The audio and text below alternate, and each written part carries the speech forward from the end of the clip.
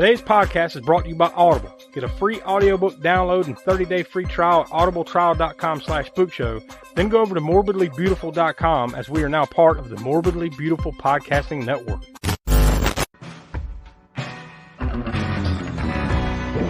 alive! It's alive! It's alive! You float too! You float too! You're too! Everybody here dies by dawn. Dead by dawn! Welcome to the Spook Show. Hello and welcome to the latest edition of the All-American Spook Show podcast. I'm Josh. I'm joined here with Donnie. Yo. Will had, I guess, better things to do, and Tiana and Smoke actually went out to the movies, so they weren't able to record with us tonight. But we just had an opportunity to sit down and have a lengthy little conversation with morbidlybeautiful.com editor-in-chief, head honcho, founder, the heart and soul of Morbidly Beautiful, Stephanie Malone. And in the interview, we talked a little bit about a little bit of everything, right, Donnie? Like, yeah, it was Christmas horror, her favorite movies, some of her favorite horror movies of 2023. I mean, some of the podcasts she's involved with. Yeah. You know, we talked about the Morbidly Beautiful website and other random things that just kind of came up in casual conversation. So it was a good time. Yeah, it was. Nice little interview. So we're about to toss to that here in just a second. But before we do that, I want to get some of the usuals out of the way. We want to encourage you to go check out aaspookshow.com. We call that the center of the Spook Show universe. From there, you can go to our past podcast archives. 189 past episodes now, because this is 190. Yeah. So lots there. Actually, more than that, because I think there's a bonus episode or two thrown in there. So we're knocking on 200. The road to 200 has begun officially, and we'll hit that pretty early on in 2024.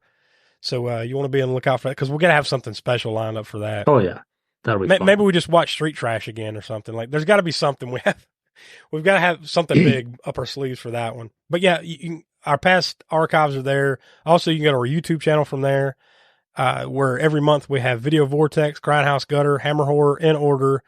Lots of stuff, as always, going on over on YouTube. And, of course, on Patreon, patreon.com/AASpookShow. You can also reach it from AASpookshow.com. Every month you get a video minisode that usually includes the Library of the Professor. We had a pretty cool one this month where he talks about this. He actually did a mystery unboxing on camera for us. So that's the first time we've had one of those there on the library. So that was pretty cool. So that you get those every month, and you also get everybody's favorite, except ours, Crapster Piece Theater. And we do talk about that quite a bit with Stephanie in this interview as well, because Lord knows everybody loves to talk about crap, right? Crapster Piece, this month we're going to be, I think it's on December 22nd, we're doing Kirk Cameron's Saving Christmas. You were the lucky duck. You nominated it, so you didn't have to be there, but we had to suffer it. And by we, I mean me, Tiana, and the professor. So, you want to check that out on patreon.com/AASpookshow. So yeah, that's enough of that. So with that all out of the way in the setup, here's our talk with the lovely Stephanie Malone. Stephanie, thank you for joining us here on the All-American Spook Show. I mean, honestly, we've been a part of the Morbidly Beautiful Podcasting Network for a couple years now, roughly? Yeah, give or a couple take, years, 2 years. Yeah. I think that's right. Yeah. So this is long overdue. We should have done this back then. Honestly, I don't know what took us so long to come together and have a chat. Well, I'm very thrilled to be here. So thank you for having me. Better late than never. I'm grateful. Exactly. But you are the editor-in-chief, the founder, the head honcho, whatever you want to phrase, of morbidlybeautiful.com. Now you founded it, and it's kind of your baby, right? Yes. We just celebrated our 9-year anniversary, which kind of blows my mind, but yeah, I started it from scratch, kind of built the whole thing, never intending for it to be really anything other than like a personal platform. And it's really sort of blown up, and now it's a full-time job, even though I don't get paid for it, but it's definitely a labor of love, and I'm very passionate about it. Now, basically, you made it just for like a format to get different voices and everything about the different parts of the horror genre, right? Yeah, and really to celebrate. It was really founded with a purpose of celebrating more indie voices. So really to celebrate, because really at the time there wasn't, there was like, there's Fango and there's Bloody Disgusting and there's like the big players. But that's a lot of mainstream type horror, and covering the stuff that doesn't get as much coverage and really expanding to not just film, but artists and writers and podcasters and creators of all walks. So, and with a real focus on diversity, having a diverse amount of voices, lots of different talent, lots of different perspectives, and celebrating a diverse array of artistry. To that, like you recently went to I think I saw you post something about you recently went to a film festival or something, right? Like within the last month or two? In September, October time is a real big time for festival stuff. I went to, probably thinking of Fantastic Fest. I think that's the last big one that I went to. Yeah, that's my favorite. It's here in Austin, Texas, which is where I live. And it's such a great scene. It's got such great energy. They put on such an amazing festival. It's an insane amount of films. There's no way that you can watch everything they have. Even if you go, I mean, basically it starts at like 7 a.m. and goes until 3 a.m. every single day for, I think it's like 8 or 9 days. It's insane. It's the most exhausting thing that I do. It like almost destroys me every year, and yet I love it so freaking much. What were there any really cool highlights this year from that? Oh God, there's highlights every year. I honestly, I see so many films that I get sort of blind, where I can't even think about everything that I saw. Cause I'm basically spending all day, all night in a theater. And then I'm trying to actually review stuff out of the festival. There was some amazing stuff. I'm trying to think of like what stood out for me. There was a movie I think it's called Infested, if I'm not messing that up. Which is like a spider movie, like a giant infestation of spiders. Mm-hmm. And it was the most it's so much fun. And it's like the most skin crawling film that I've ever, like I was on the edge of my seat. I had like my feet pulled up to my chest, and I'm like hiding my eyes. And I don't hardly ever do that. I watch so much horror that nothing really gets to me, but it's great. I think it's going to come out, early next year, but that was super fun. Great midnight movie. I'm not saying I wouldn't watch it, but I'd probably avoid it since I can't stand spiders. So that's one of the things. Yeah, that's what makes it fun, is that it's so hard to watch, but it's also like so great and effective. So I just did a quick search on Infested, and looks like Shudder. It's going to be out on Shudder in 2024. Oh, good. That means hopefully people get to see it. As far as Morbidly Beautiful is concerned, how many podcasts do we have on the old podcasting network there now? God, that's a great question, and I should have prepared better. We've grown a lot. We recently onboarded quite a few shows. Mm-hmm. Ooh, I want to say 10 to 12, if I'm guessing. Maybe a little bit more than that by now. Yeah, I think it's a little bit more than that, because when we joined, it was about maybe 10. And I think we're up to maybe 14. That might be right. I know we've had like a couple that like left because they just like decided to kind of hang up their podcasting gear and not do it anymore. So we I was like, what word am I looking for? So we brought on a couple of new shows to replace some of that. But yeah, I think 10 to 15, probably somewhere in that ballpark is where we're at. And some are more frequent than others. I mean, we've got some that are doing it like every week, multiple times a week. And then some that are more like biweekly or once a month, but lots and lots of diversity. It's really exciting. Yeah. We know a little bit about constantly churning out stuff. I mean, just beyond the podcast. I mean, we've got weekly stuff that we put on YouTube. I mean, we stay busy. Yeah. I see your guys' stuff and I'm like, how the hell are they doing this? Because I barely keep up with what I do, and it's nothing compared to how much you guys are doing. So it's very impressive. I think we've got it down to an art form, to be honest with you, where like it seems like a bunch, but it's not as daunting as it seems the way we stack it. Yeah. Our schedule is pretty, it's pretty stacked, but it also gives us time to breathe. Too. Yeah, it's manageable. So, it's manageable. And it really helps when the workload is spread out a little bit. You don't just have, one or two people doing stuff. You've got, I was fortunate enough to kind of join the show while there was already a lot of the groundwork was already laid. But I mean, you know plenty about content. I mean, you're managing an entire website full of writers and a podcast network and everything. So you wear a lot of hats. I do. Yeah. I Yeah. mean, It's a lot. It's a lot, but it's so much fun. So Yeah. I guess I can't complain. yeah, I mean, and that's the thing. Even though you'd like these things to be super successful, and you like to say, "Oh man, I'm making a ton of money, and I'm gaining a massive amount of attention for it, and everything like that." But also, you have to enjoy what you're doing. So if you don't enjoy it, and you'll have no appreciation for it, and then I'm out. You'll just quit because it'll just run you down. So you do have to enjoy it, right? Oh yeah, absolutely. Yeah. If I didn't absolutely love what I did, I would have stopped a long time ago, because it is, like I said, it is a full-time job. I have a full-time job, the one that actually pays the bills. Yeah. So, Well, yeah. I do that, and then I come home and I do my other full-time job, but that doesn't pay the bills. But I mean, I can't imagine. There's a lot of times I'll wake up, I'm like, okay, I'm not doing this anymore. And that lasts for about 5 minutes. And then I'm like, yeah, okay, I'm still doing it. I'm back in it. It's just something I don't think I could live without at this point. Yeah, believe me, I've had plenty of those moments where, you kind of have those moments of you get a little overwhelmed. You're like, good Lord, screw this. I don't want to do it anymore. I'm done. And then, like you said, 30 minutes later, you're like, all right, let's get back to it, Yeah, I have another podcast, and it was because I get overwhelmed around this time of year. So I was like, you know what? I don't know. Maybe we shouldn't do this. I don't want to do this anymore. And I think literally like an hour later, I'm like, okay, so for the next episode, here's my idea.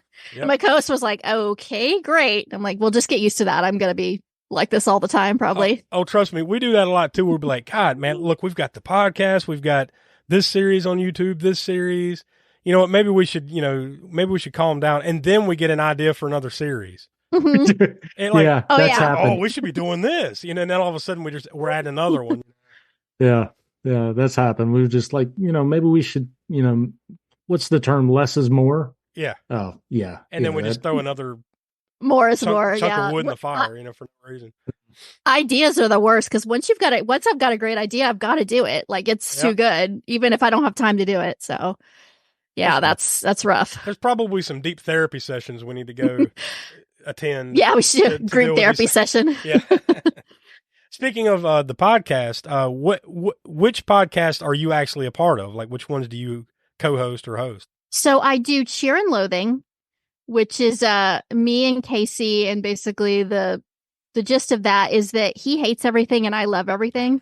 And we sort of, like, we were friends for a while, so we would always kind of make fun of each other, because he says that I call everything a masterpiece, and he basically, like, is just a grumpy old man who literally hates everything. And so we get on him and basically just fight about stuff. And he hates on all the stuff I love, and then I think everything's brilliant.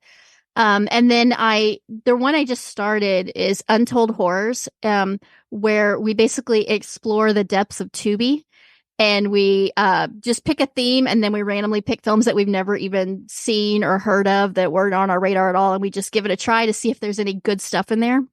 God, that surprisingly, sounds dangerous. Yeah, it's super dangerous, and I thought it'd be really funny, because I thought we'd hate everything and we would just make fun of it. But, like, we've watched a lot of good stuff, so I don't know. Like, either we're doing a great job or a terrible job at picking. I'm not quite sure which one.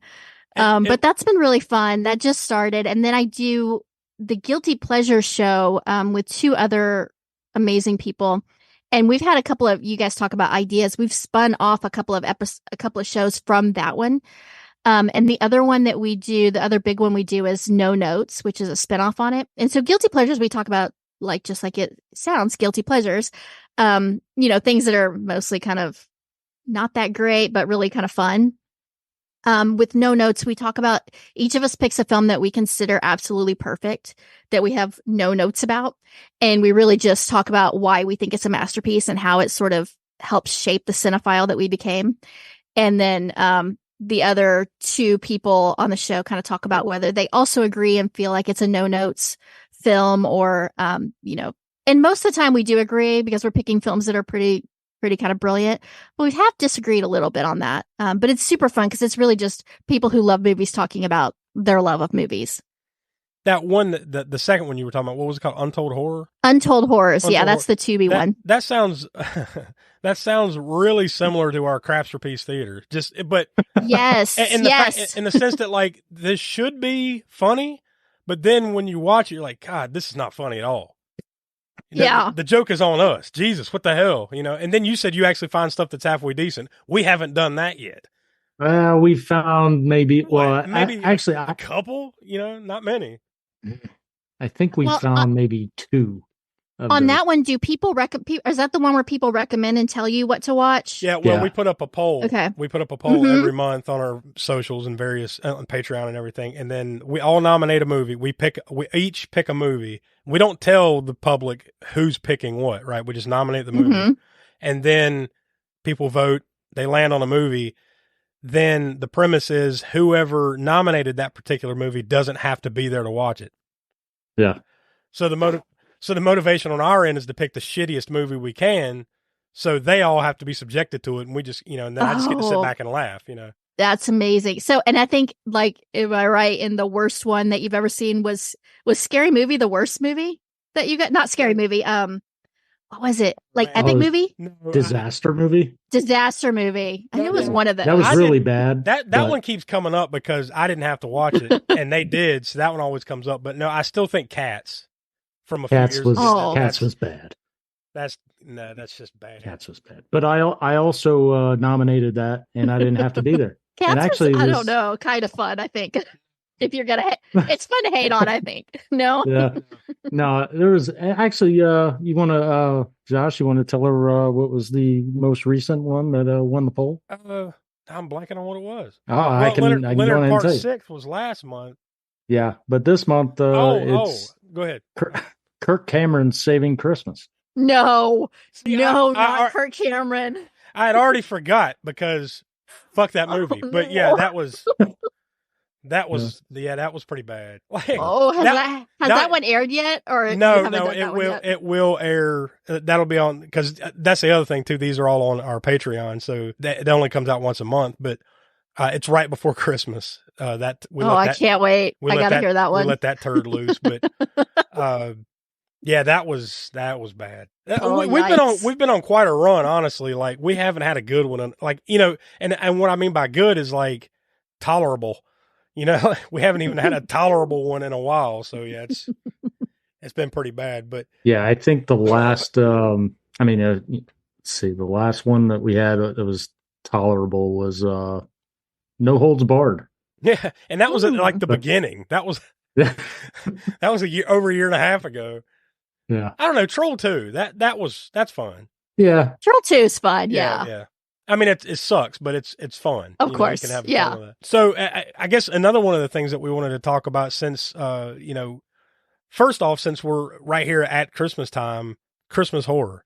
Maybe you want to throw a few of your favorite Christmas horror movies out there, like to recommend to people, or just ones that you like, guilty pleasure, so to speak, or just regardless, just what do you think are the best? Well, it's funny because when you were I told you about Untold Horrors, and we just did a Christmas horror bonus. It hasn't aired yet. I'm still editing it. But so it's really fresh on my mind. And one of the movies that I recommended that was at the top of my list, my co-host was like, I cannot believe that is what you picked. But I think it would fit on Crapsterpiece Theater, is 1989's Elves. Have you guys seen this film? Oh, yeah. We did that. My God. Yeah, with Dan Haggerty. I love this film so much, and it's so bad. That's the one we had called Smoking the Movie because Dan Haggerty's just smoking nonstop. He's a chain smoking mall Santa. Yeah, I think they paid him in cigarettes. Like I think that's how they got him to do it. It is the oh my God, I don't even know. I mean, I feel like everyone needs to see this immediately because it's incomprehensible. It's the nuttiest plot that I think ever seen. Look, it's once again same deal. Guilty pleasure, Crapsterpiece, whatever. It sucks, but it's fun. You can have fun. Yeah, yeah. And we were going through it on the episode that we recorded, and we were doing some of the lines of dialogue.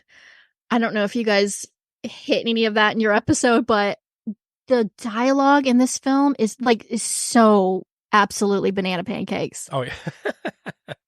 There's so many golden lines. It's just insane. Each one nuttier than the last. I freaking love this film. Like, unironically, I love this film. I think it's just an absolute blast. But terrible, I always have to preface. What did we watch that on? Because I know we watched it, but was that Grindhouse? Man, we do too many things. I don't even know where the hell we Elves. Like, where did we watch it? Oh, no, it was Crapsterpiece Theater. Yeah, I got a sinker. Yeah, that's about right. Yeah, yeah. Yeah, we did it last Christmas. Actually, You're right. Yeah. It was Will's pick. Yeah, I was just having a hard time remembering where people could find that. Was the only reason I was bringing it up. Crapster Theater. Did you guys have fun with it, or were you like, I can't, this is too much? It's too bad. Yeah, it was. Oh, yeah, we had fun with that fun. one. We had fun with that one, yeah. Like, there was, there's certain parts you point out, like, good Lord, you know what? But, yeah, that was tolerable. So if I'm talking about, I guess, air quotes, like a real favorite that I can recommend without having to say, like, oh, it's absolute garbage, but it's fun. But one of I think maybe my favorite Christmas horror film is a movie called Rare Exports. Have you guys seen that one? Yeah, we did that. We did that one early on. That was a while back. That was 21. Episode 21. Yeah, it was a long You guys time have ago. done, I feel like no matter what I say, you're gonna be like, yep, we've done that. Yeah. We've done that. You've I done don't know about so that. We've done a lot. Yeah, I don't know. We've done a lot, but yeah, I don't know. Well, I mean, we've got 100, almost 200 episodes. Yeah, we're knocking on it. Yeah. I think that movie is not enough people have seen it. Yeah, you're right. That one was kind of unexpected. underrated. That was unexpected. Like, I didn't even have a high or a low bar there. It was just kind of like, well, we'll see what it is, and then Yeah. I remember enjoying it. So yeah, that was pretty good. It's very different. There was another one that was like that we watched, I want to say a couple years ago, was Better Watch Out. That kind of like, where the first 20 or 30 minutes, you're like, all right, this feels like I've seen this movie 1,000 times. And then it turns. You're like, oh, okay, here we go. It's kind of subversive. Yeah. It's kind of unexpected. Better Watch Out was episode 47. Do you have a spreadsheet somewhere? You don't just know that, do you, off the top of your head? No. We have a list. Yeah. Okay. No, we're not that good. I was like, damn nations. There actually are some episodes that were so memorable, I remember what number they were. Like Street Trash, episode number 7. There's some like that, but like, yeah, you don't remember that off the top of your head. We have a whole spreadsheet of our ratings and what number they were and all that, so we can reference it as fast as we can. Good evening, ladies and gentlemen. The management of this drive-in theater is happy to announce you can enjoy your favorite form of movie entertainment regardless of rain. No longer will it be necessary to let rain spoil your fun. Now you can keep your windshield clear and dry with a drizzle guard. Simply attach it to your windshield, and in a jiffy, you're enjoying the movie without constantly running your windshield wipers. Yeah, I heard your last episode. Well, I don't know if it's your last episode, but one recently where you did like an annual review and you went through like all of them and did your scores that you had given. Yeah, that was our annual anniversary episode. That's what we do. Like we here's the scores from the past year, and then we have a chance to re-rate them if we want to go up or down. But that's it. It's After some that, Excel spreadsheet nerdiness, man. It was really intense. Like you guys had like databases you were cross-referencing and stuff. I was like, holy shit, it's impressive. You pretty much nailed it. That's exactly what it is. Yeah, exactly. We got a spreadsheet and we just kind of run down it.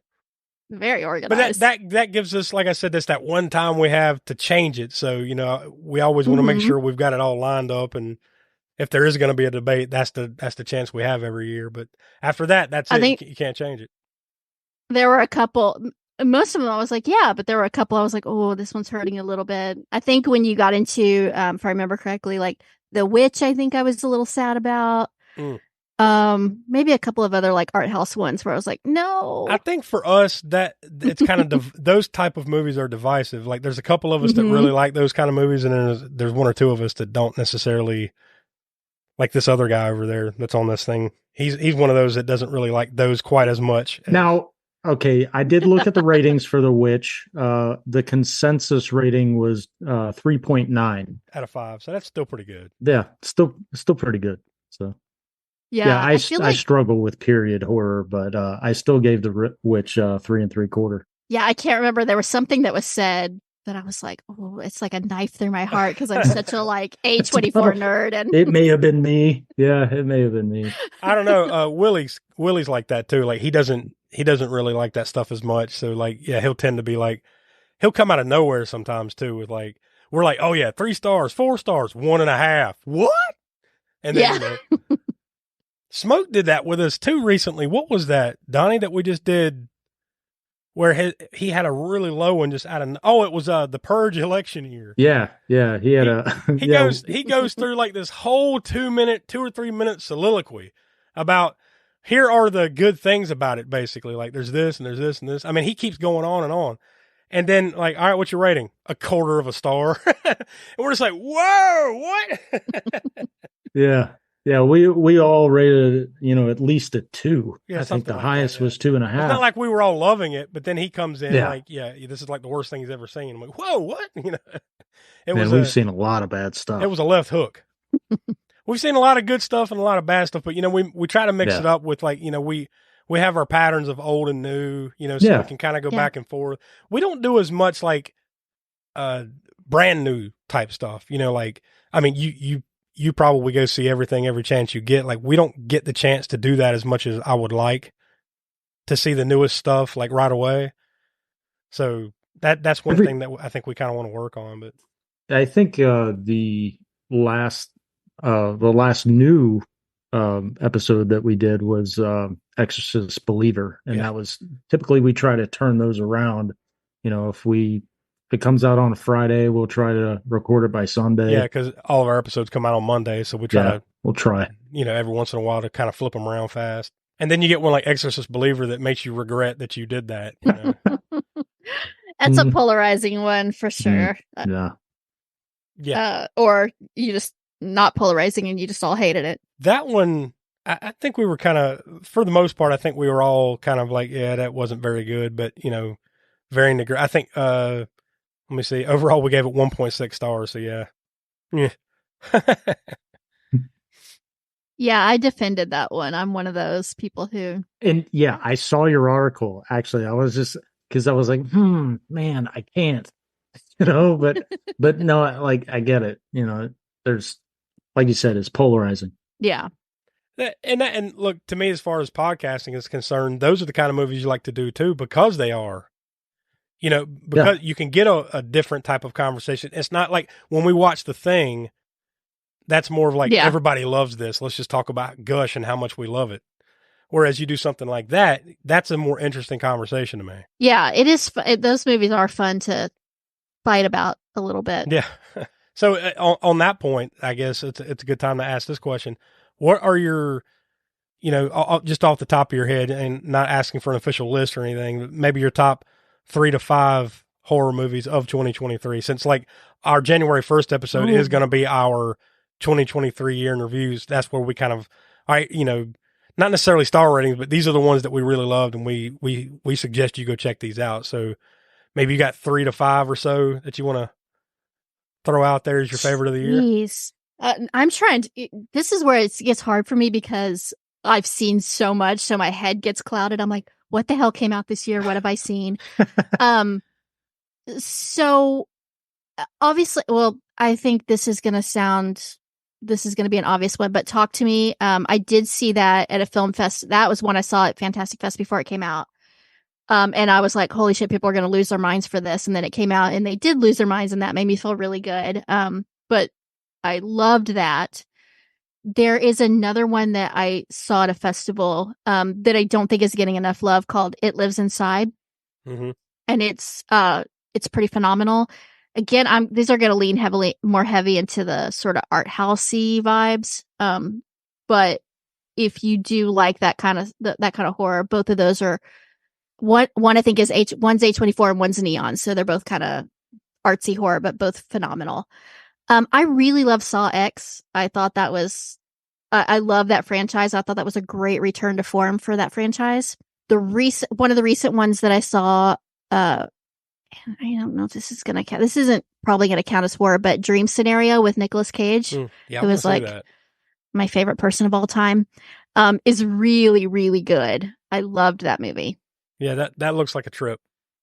It's so much fun. And again, A24, this is where I tend to be an art house girly, so a lot of my passions lean to that side of things. I think you and the professor would get along if only he were here, because you know that's really his bag. Yeah, him and Sienna both are. Yeah. You know, they really love right that type of stuff, and obviously, like, you know, A24. Yeah, and the older stuff, like, you know, Giallo, stuff like that. Oh yeah. Oh, I love Giallo. Yeah, and I do too. But like Donnie, I think you're kind of 50-50 on that type of stuff, but Will absolutely hates it. So like, so we have to throw a Suspiria at him every now and then, or you know, something like that to really torture his existence. But then he just decides not to show up, and then the joke's on us. But No, you need to Yeah. punish him for that. Yeah. Yeah. Two- Oh, that's coming. Two demerits. What Well, about you guys? What did you love this year? you know, Oh, man. I just finally got around to watching When Evil Lurks. Oh, it's so good. Good God Almighty. God. It's intense. I like Yeah. how nasty it is and nihilistic. That's really fun. Yeah. I really liked Evil Dead Rise. I mean, I know that sounds like the canned, Mhm. kind of thing, but No, that's a great one. I really enjoyed it. There's a lot yet that I still need to watch. And like I said, we're going to be doing our year in review. So like, I'm going to kind of cram a few more in here over the next couple of weeks before we record that. So I can kind of have a better lay of the land, but I've seen quite a bit. Now, for some reason, whenever somebody asks me, "Oh, what was your favorites?" I only think of the one that I hated the most every time. And it was this movie called Snowfall. I haven't seen that Yeah, or even I heard of that. Don't. That's what it should have been called. Don't. Don't. Just stay away from it. Trust me. It's horrible. You know- Horrible. Oh, what is like? Where did you see that? I want to say it was on Tubi. If you want to throw that on your on Total Yikes. Horrors or No, whatever. no, Yeah. thank you. Yeah, it's no. Now you might, I don't know, you might watch it and might appreciate it, but I doubt it. And it's, I don't know. I don't I know. tend to defend everything, so I'll probably watch it and be like, I don't Yeah. know. well, It's got some merits. Yeah. the juxtaposition of no, it's Mhm. bad. No, that sounds like me. Yeah, no, don't do it. Yeah, myself, like me and my wife recently watched Thanksgiving. We went and Oh, yeah, saw that was great. Thanksgiving. That was great. Yeah, that was a good time. Yeah, Yeah, that was a good time. So even though it's Scream Junior, but still, yeah. Yeah. Have it you was- guys seen It's a Wonderful Knife? Did you see that yet? no, I have not. Speaking of No. Christmas horror. It's on a show. I just watched that one recently. Probably It's fun. I mean, it's not going to like change your life, but it is fun. just like Thanksgiving, right? Like, Yep. it's not going to reset the genre or anything, but it's kind of refreshing that it's a copycat in a way. Like you can just kind of turn your brain off and just have fun. Sometimes. Yeah.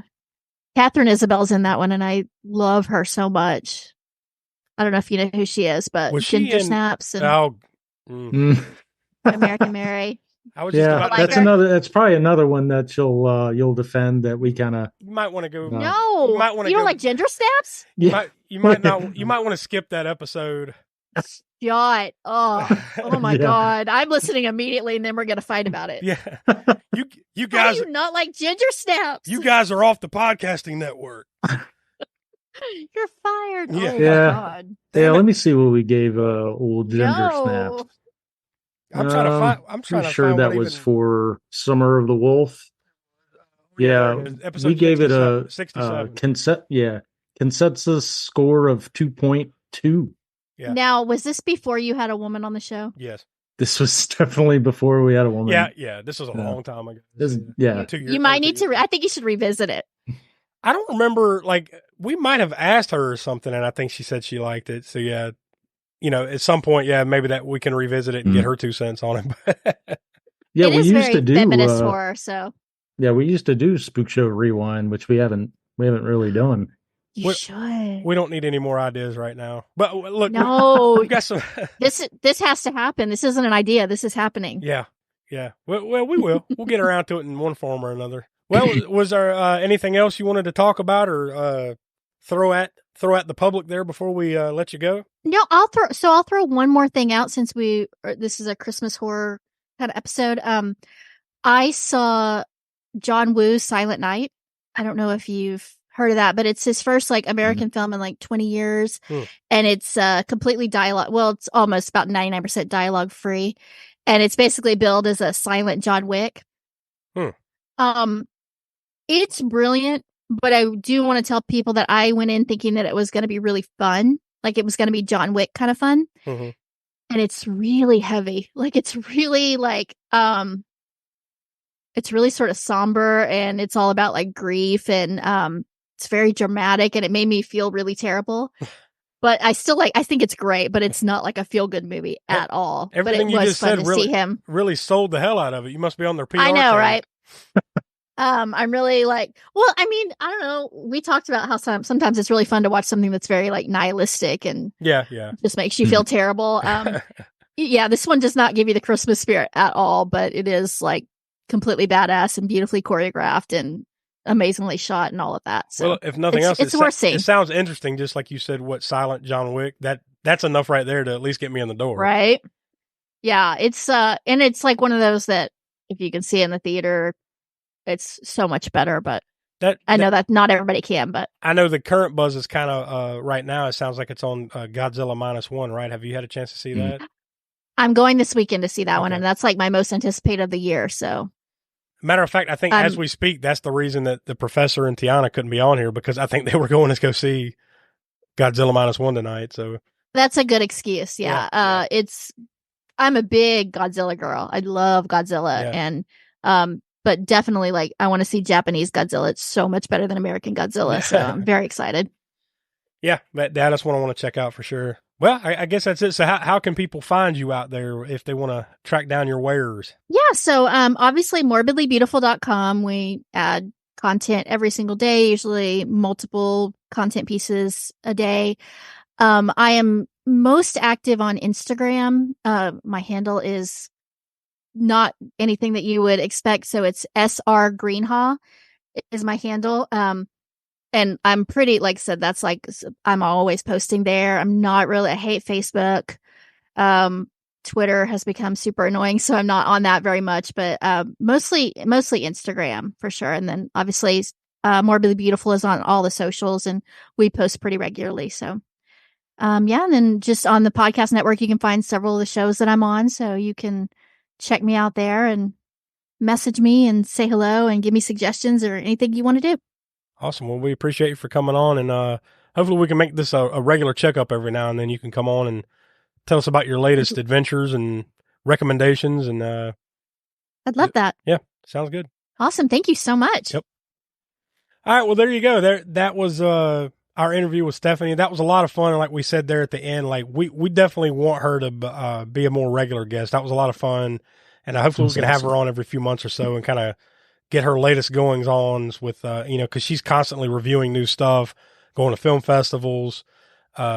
She's a lot more active as far as newer stuff, honestly, than we are. We kind of go back and forth between old and new and everything. And which one of the things I was trying to point out during the interview was like, I wish we could be more like that as far as like getting more onto the newer stuff, the things that people are talking about instead of here's, I like talking about Evil Dead and the Thing and all that stuff, right? But like, that stuff's been talked to death. So sometimes for me that, it's more fun to talk about the newer divisive stuff, especially when you get smoke going. Cause you quickly learn if you listen to the show at all, Smoke doesn't like anything from the past 20 years, damn near it. Every once in a while, right, they'll throw something out like The Witch or something that he likes. But if it's something like made past 1999, he's probably not going to like it very much. So those always make interesting conversations to me. But at any rate, yeah, there you go. So next week we return back into the rotation. This was Smoke's choice, and he had to pick an older horror movie. And since we're right here on the doorstep of Christmas, he went with a Christmas horror. Don't Open Till Christmas. Then after that, we're going to have our, we still don't know what the viewer's choice. Remember, back in November, we ran a little contest there for a viewer to pick the movie and maybe come on live with us to talk about it. We still don't have all those plans arranged just yet, so we can't tell you what that's going to be. But once we get those nailed down, you'll be one of the first to know. Hell, it might be a present that you won't be able to open until Christmas, because it might be a surprise to us and to you on Christmas Day. That comes out. And then, of course, on January 1st, we kick off 2024 with our 2023 year in review, where we talk about all the horror movies that we loved, hated, and everything in between that came out in the year 2023. So that should be a good, long, interesting conversation. Hopefully we can get everybody in for that. So that's pretty much it for this week. So for Will, Tiana, and the Professor, and of course Donnie, I'm Josh. We are the All-American Spook Show, and we will talk to you next week for Don't Open Till Christmas. And now, folks, it's time to say goodnight. We sincerely appreciate your patronage and hope we've succeeded in bringing you an enjoyable evening of entertainment. Please drive home carefully and come back again soon. Good night.